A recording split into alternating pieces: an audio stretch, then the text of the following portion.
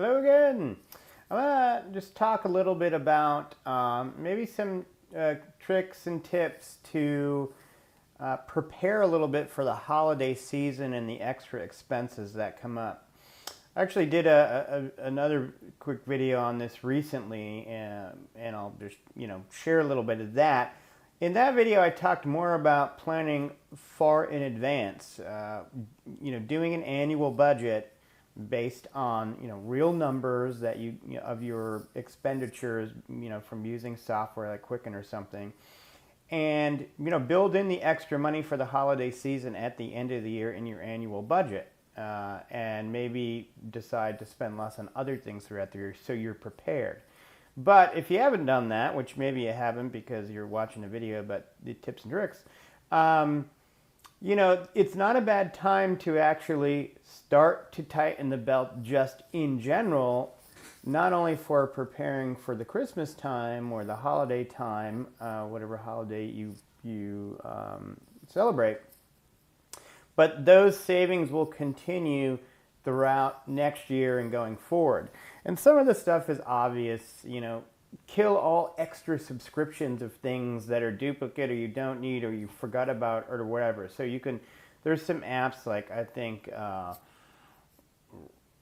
Rocket something, or I forget, I should have done the research on the apps, like Truebill, I think it's called, or whatever, and that you can help figure out more quickly what some of the subscriptions and things you have that you're not using that you could potentially get rid of, right? I don't get rid of everything because, I like watching Netflix, so why am I going to get rid of that? So that's kind of a, simple, quick one. Another big one, though, that I'm always on people's cases about is storage. So I have 2 points here on storage. One, if you have storage and you don't ever go there, you need to get rid of the storage ASAP. Like paying to put stuff in a box away from your home and never going to that box and looking at what you are storing is just generally kind of asinine.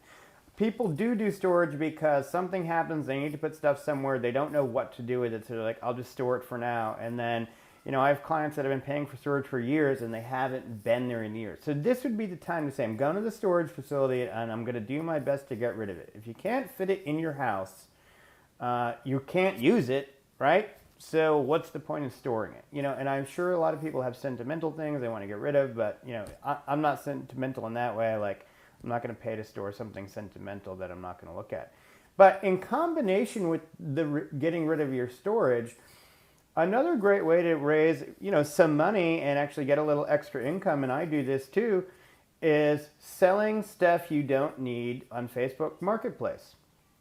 I generally, if we bring more stuff into the house because we have a 9-year-old, I don't ever want to run out of space and I don't want to pay for storage, so stuff has to go.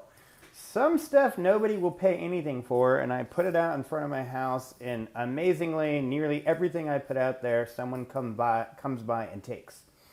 Other things, though, I can sell. So, like, for instance, we had a really nice, baby crib, fold-up baby crib that we don't need anymore. We sold that. I had old Apple TVs, that were old generations. I didn't think anyone would buy. People bought them and paid decent money, like $60, $70. Random old cable connectors, like Thunderbolt 2. Someone's looking for a cheap Thunderbolt 2 connector for some old computer. I happen to have one. I sold it. You'd be surprised what you can sell and how much you can get for it.